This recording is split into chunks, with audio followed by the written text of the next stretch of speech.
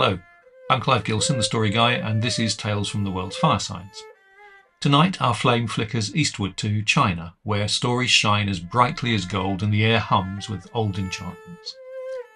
Have you ever looked up from your work to find the world looking back at you, or maybe you've heard a voice in the wind or a whisper on the wings of a bird? Today's tale is the tale of the girl with the horse's head. So, draw closer to the glow, let the night settle softly around you, and listen well to my tale. The Girl with the Horse's Head. In the dim ages of the past, there once was an old man who went on a journey. No one remained at home save his only daughter and a white stallion. The daughter fed the horse day by day, but she was lonely and she longed for her father. So it happened that one day she said in jest to the horse, "If you will bring back my father to me, then I'll marry you." No sooner had the horse heard her say this than he broke loose and ran away. He ran until he came to the place where her father was, and when her father saw the horse, he was pleasantly surprised, caught him, and seated himself on the back. And the horse turned back the way he had come, neighing without a pause. "What can be the matter with the horse?" thought the father. "Something must have surely gone wrong at home." So he dropped the reins and rode back, and he fed the horse liberally because he had been so intelligent. But the horse ate nothing, and when he saw the girl, he struck out at her with his hoofs and tried to bite her. This surprised the father, so he questioned his daughter, and she told him the truth just as it had occurred. "Well, you must not say a word about it to anyone," spoke her father, "or else people will talk about us." And he took down his crossbow, shot the horse, and hung up his skin in the yard to dry. Then he went on his travels again. One day his daughter went out walking with the daughter of a neighbour.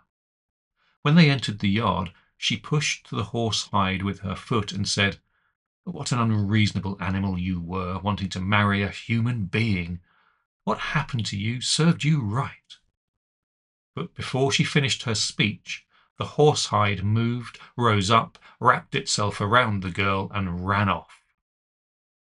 Now, horrified, her companion ran home to her father and told him what had happened. The neighbours looked for the girl everywhere, but she could not be found. At last, some days afterward, they saw the girl hanging from the branches of a tree, still wrapped in the horsehide, and gradually she turned into a silkworm, and then wove a cocoon, and the threads that she spun were strong and thick. Her friend then took down the cocoon and let the poor dead girl slip out of it, while that same friend spun the silk and sold it for a large profit in the local market.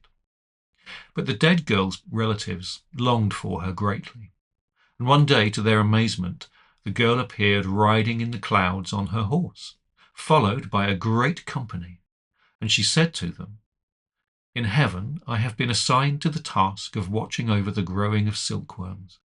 You must yearn for me no longer."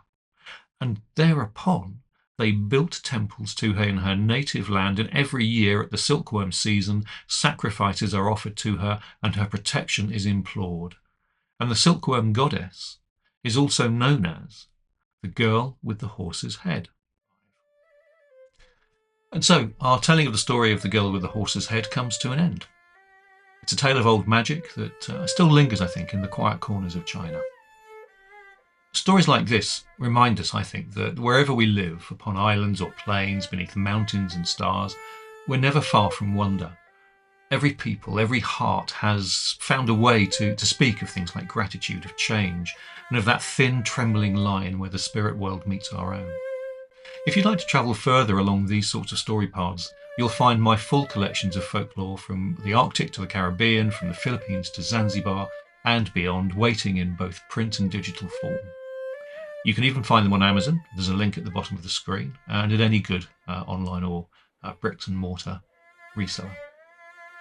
And if you'd like to know more about the storyteller behind the mic, you're always welcome at clivegilson.com, and I'm always glad to connect or to take a question or two. If tonight's tale spoke to you, then do subscribe or share your thoughts below and pass the story on. I mean, after all, that's how the fire keeps burning. Thank you, as always, for joining me beside Tales from the World's Firesides. As I say, I'm Clive Gilson, the story guy, and until next time, stay safe, stay curious, and keep the stores burning brightly.